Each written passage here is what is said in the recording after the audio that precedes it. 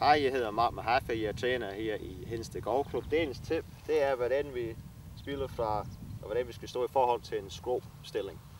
Hvis bolden ligger over for fødderne, hvad man skal gøre, man kan holde lidt smule længere ned på sin jern, til at kompensere, at bolden er højere. Vi kommer ind, så får vinden kommer lidt mere frem på fødderne, så vi kan holde balancen. Hvad man skal huske er, at når du svinger tilbage, dit swing plane vil være en lille smule mere flat. Det kan du sige, når I tegner med den her orange pen. Normalt I vil svinge en lille smule højere. Det passer ikke til at slå min bold. Så I svinger en lille smule mere flat rundt. Hvad I skal huske, er, at bunden af svinget vil være en lille smule tidlig. Så husk at flytte bolden en lille smule mere til højre i din stance.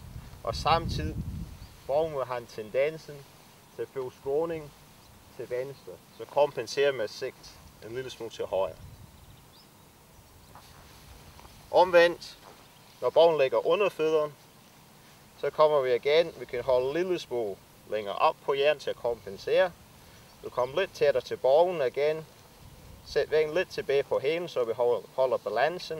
Den her gang, svinget må være lidt mere stejlt, som du kan se her. Samtidig, træfpunktet under svinget vil være en lille smule længere til venstre, så husk at sætte bolden lidt frem i din stance. Og igen, bolden må få skråning, så husk at sætte lidt til venstre for målet. Det var tippet.